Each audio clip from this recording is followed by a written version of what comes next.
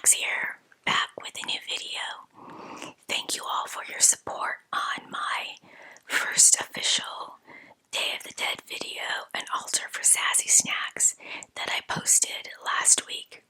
I am ready to start moving forward with videos for Thanksgiving and Christmas, so I have a few ideas and a few projects started, and the first thing I'm going to do is bake a cake from the Great British Baking Show. I decided that I wanted to make one of the cakes that I saw on the show called Kate's Sticky Toffee Apple Caramel Cake. That's a load. If you've ever had sticky toffee pudding, the fact that it says sticky toffee in the title is telling you something, and that's probably that it's going to be delish. So what I did was I went on to Pinterest, look for Jane's Holidays, then go to the Great British Baking Show-ish recipes. You will find Kate's caramel apple cake right here. And that is the cake that I'm going to attempt, I repeat, attempt to make today. Without further ado, let's get started. I want you to know straight out that I had to order special items for this recipe because we don't necessarily have the same ingredients as they do in the UK.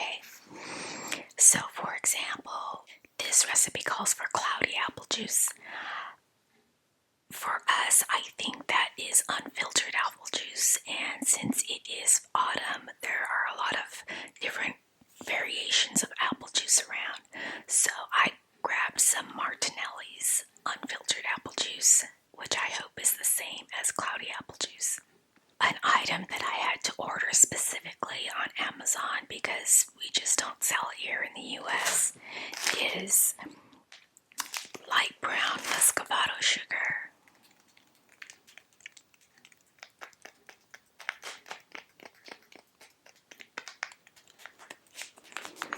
I don't really know what the difference is with our sugars other than this is finer than American dark brown sugar, and it's called muscovado.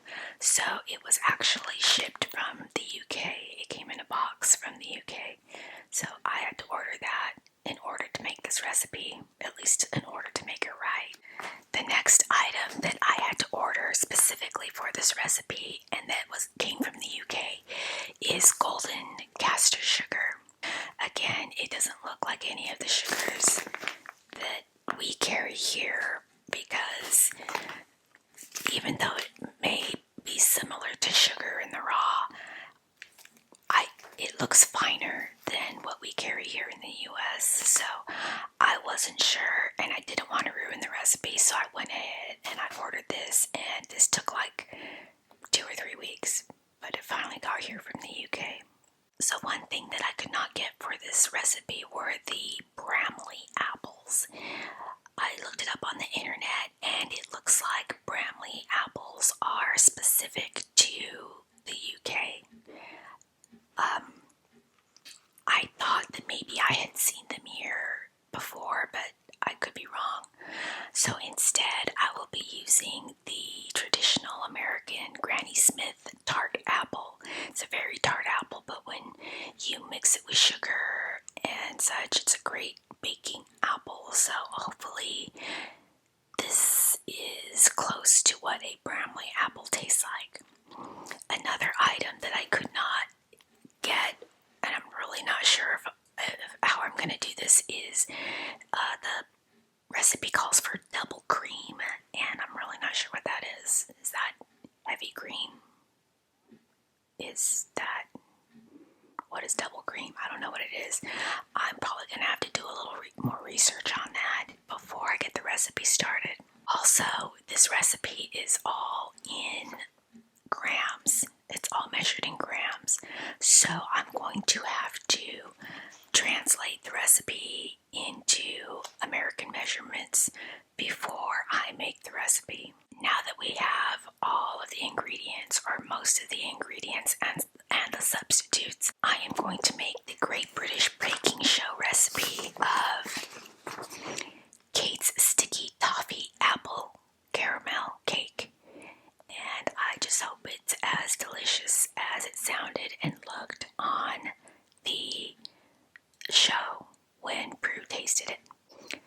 guys, I'll be back in a few hours after I make the cake, and I will taste it and let you guys know how it is.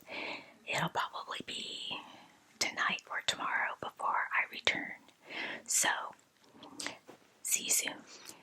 Some of you have asked me to wear my crafted knits on the channel, so today I am wearing a knitted capelet that I made last year, but it was too late in the season to wear it, so this is actually my first official time wearing it. It's called Princeton Capelet, and I got the pattern off of Ravelry. I knit with a group in town, and we did a group knit with this. And anyway, I'm really happy with the way it came out, and it's very warm, and with fall among us, it just feels nice to wear. So I just wanted to let you know this is a knitted cape that I actually made. Hey guys, so guess what? The cake came out pretty darn good. I'm going to show you what it looks like. That's a caramel buttercream frosting. That's a caramel apple. And that's a spice cake, basically. And that's a little a melon ball of apple, and probably that is too. And in between each layer is caramel buttercream frosting and these caramel covered apples. So it came out really good. One of the things that I had to do was convert all of the measurements of the ingredients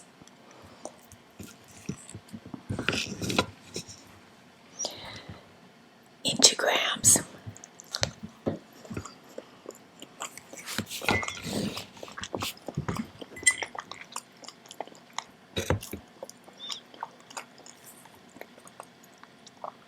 I'm drinking pumpkin spice hot coffee this morning.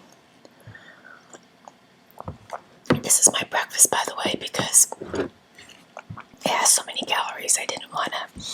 I just decided to substitute a meal. Then I'm going to go for a bike ride on my exercise bike because it's kind of cold outside, and I don't like it when it's cold. I don't like to ride when it's cold.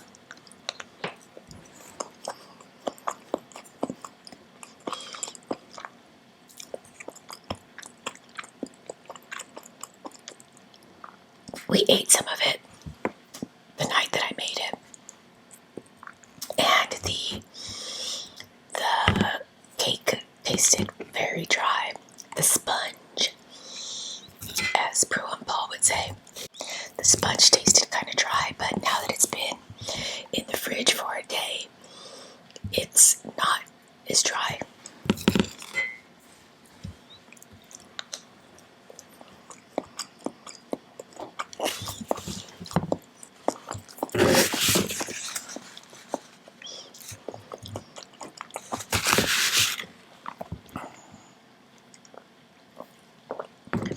So going back to the grams thing,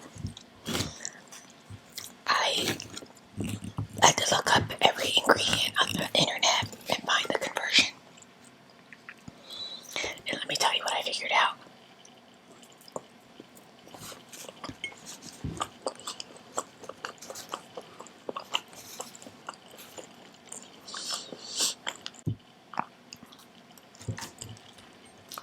British and Americans both use teaspoons and tablespoons. But when it comes to the larger measurements, the British use grams and Americans use fluid ounces or ounces and cups. Or fractions of a cup. And this is the difference.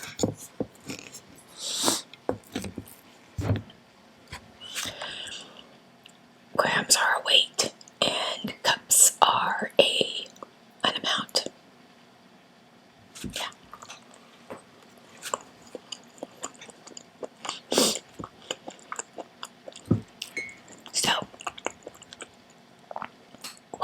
was I used a scale and I put a bowl on the scale and I measured all my ingredients in grams and discovered I really didn't have to convert it. I just had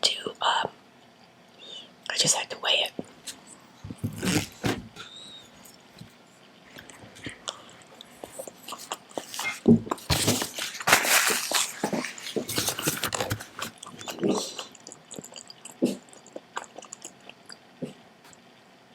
Can you hear my dog barking, moving in the background? Okay, so I'm going to England in December. Can somebody tell me, do you guys have gram measuring cups, or do you have to weigh all of your ingredients every time you bake?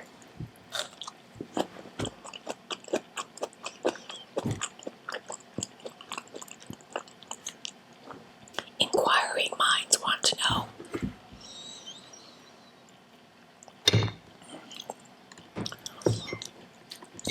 By the way,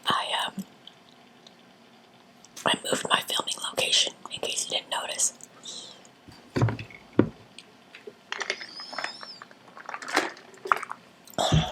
Yeah, I'm now in my little kitchen area because the dining room was too dark and the office was too bright.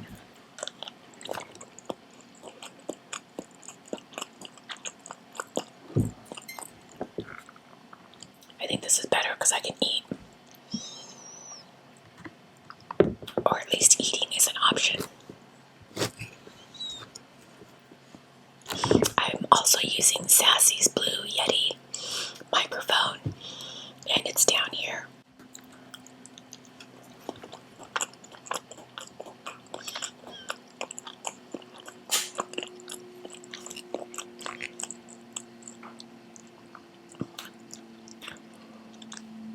It tastes like a spice cake with caramelly icing and little apple bits. I think when I write down the recipe, I'm going to have you guys add more apples. It'll be better. So I'm going to tweak Kate's recipe. Thanks for the recipe, by the way, Kate. It really is a delicious cake. Might be one of the best cakes I ever tasted, but I made it, so it doesn't taste wonderful. I think if I'd have gotten this cake when you made it, Kate, yeah, that would be probably better.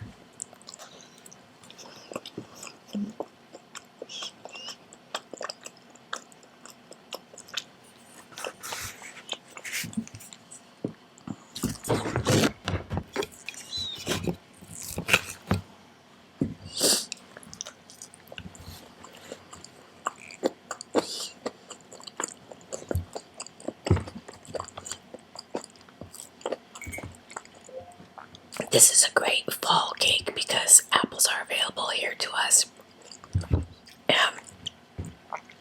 As a spice cake, I would even consider making this for Thanksgiving dessert. Except my son loves pumpkin pie, so I'm going to have to make a pumpkin pie. In fact, I'm probably going to make Sassy's pumpkin pie. So I'll for sure be doing a video on that.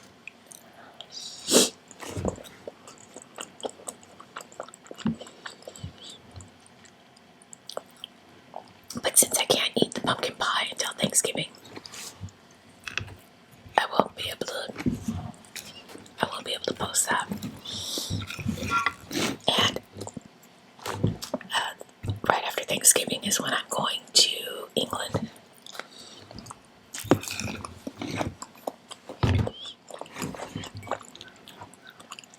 So I'm really not sure when I'll be able to post the pumpkin pie video. Maybe if I make a practice pumpkin pie first, but I don't know. I don't know if I'm going to have time.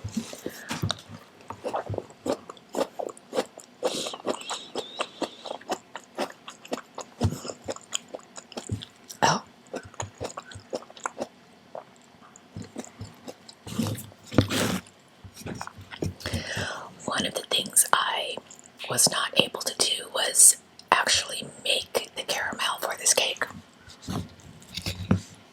That's what the golden caster sugar was for, was to actually make your own caramel.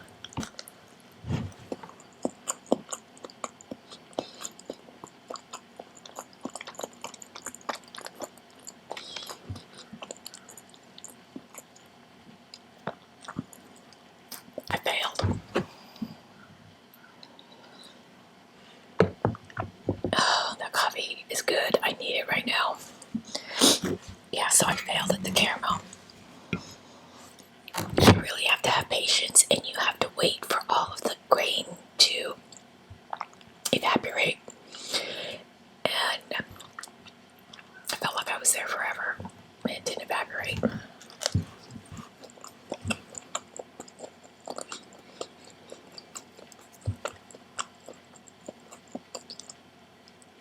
So always have a plan B. And luckily I had some organic caramel apple dip in the fridge. Imagine that. Oh, this piece has a big lump of apple in it. It's going to be delicious.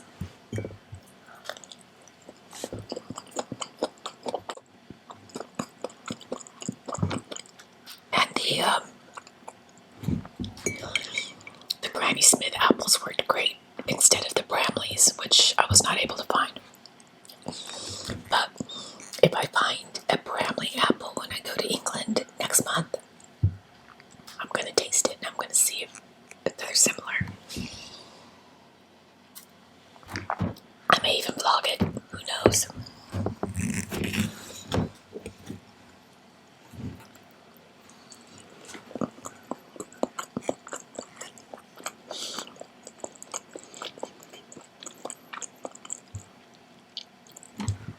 I'm really excited about my trip.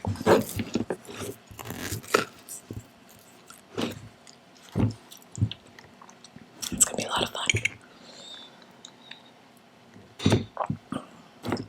We're going to go to the Christmas markets. I can't wait.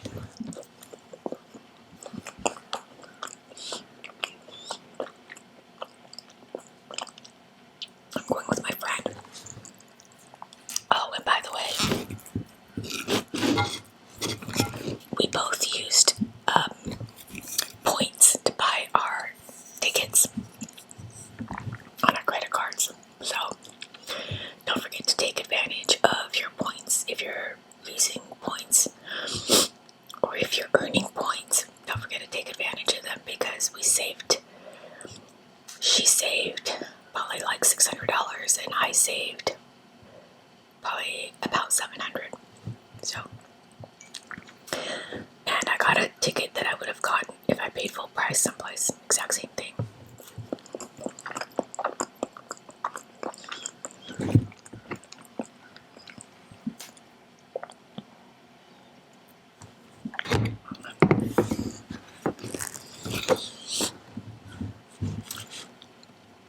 I also have global entry, so because I travel a lot.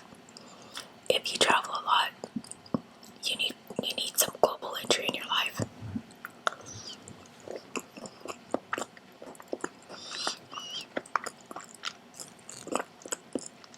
Although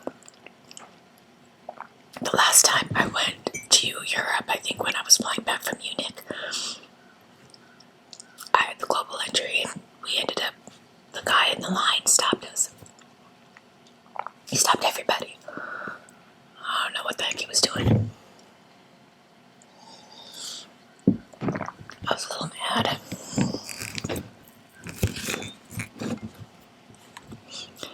I don't know if other countries have global entry, but in the US, global entry is a card. Well, it's attached to your passport number. You get a number assigned to you, which basically means they've done like a background check on you, and you don't need to stand in the long lines when you are going through customs. You go through an expedited line, which is a lot more convenient.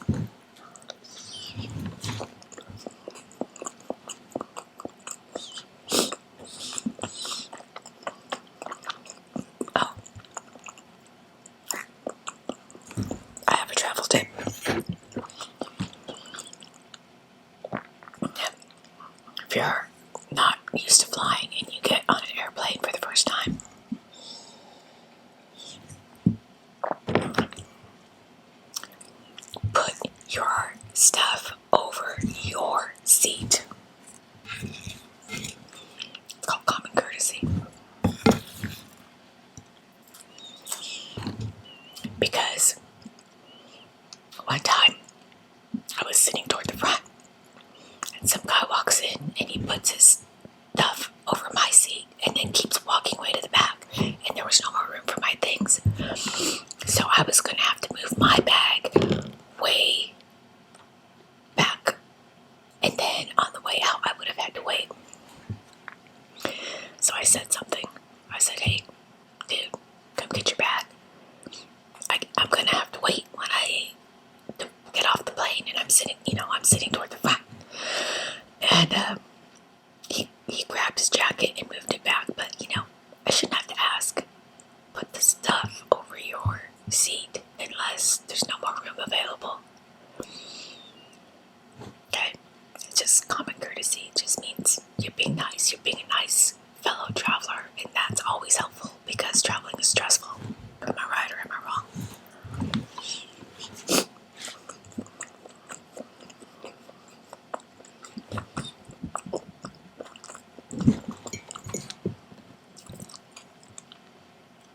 And don't be an elbow hog with the armrests. Share. Take turns or something. But I have had a couple of elbow hogs. I can't believe it.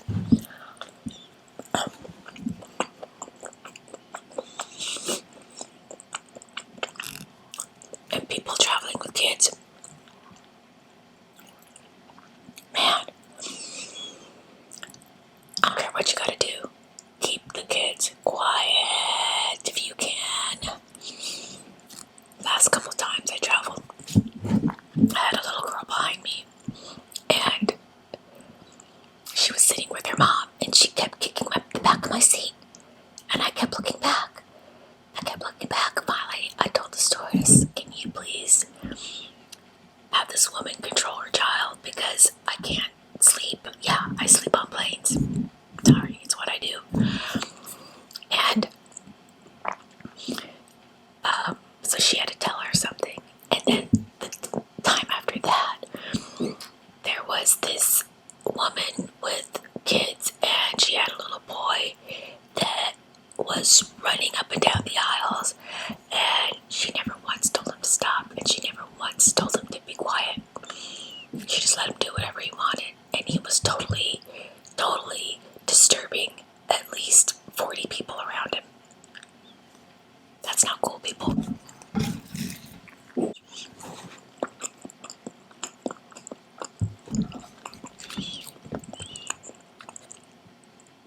Control your kids. I find that if you do it from when they're babies, they're a lot better off.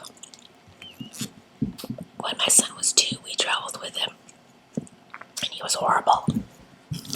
But we did what we could to keep him quiet, so for the most part he was quiet. But after that trip, as he got older, he's never been an issue. A very good traveler.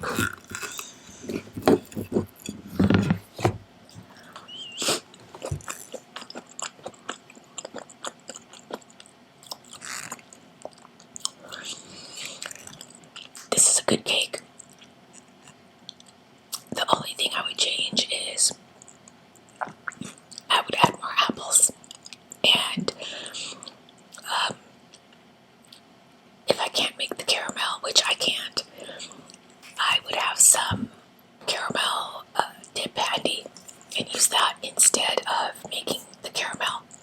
So in that case, you wouldn't need to buy the caster sugar, but you will need to buy the muscovado sugar. Anyway, I'll put all the recipe down below in American style with the way I would make it the next time, just to make it a little bit better and so that you can avoid making the caramel. If you want Kate's actual recipe, do what I said at the beginning of the video and go to Pinterest and get the recipe from there.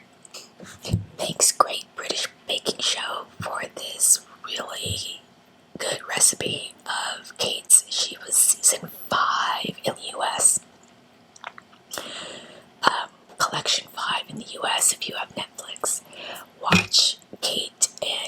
makes it in like one of the later shows. It's not the first 4, but it's one of the later episodes.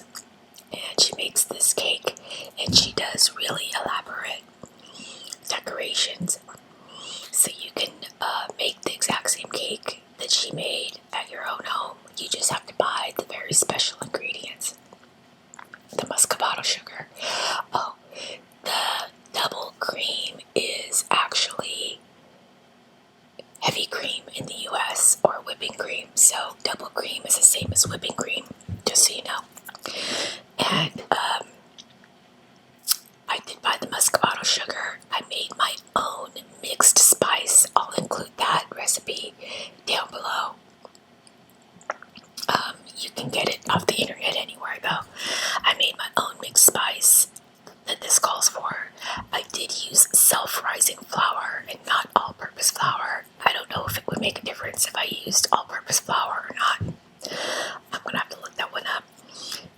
But like I said, it was a little bit dry on the front end, and it got a little bit more moist as it got humid in the refrigerator. So anyway, any other notes or any other questions that you have, guys, let me know. I try to respond to all of the inquiries that I get. So if you have any questions, please just let me know, and I'll try to get back with you as soon as I can. I hope you enjoyed this autumn version of Sissy Snacks ASMR, and I would recommend this cake to anybody who enjoys baking and who enjoys spice cakes and apples. It's a nice variation for people who like apple pie. If you want to try something different, you're bored with apple pie, Americans. Okay, guys. Thanks for your patience with me. I hope this video comes out okay. I hope the lighting is better. I hope the sound is better. I know you guys will let me know if not. And I hope you guys all have a great week. I am going to start editing now, and I am going to try to get this posted before the weekend. So, ta-ta for now, you guys. Take care. Eat healthy. I'm going to go exercise right now. Bye-bye.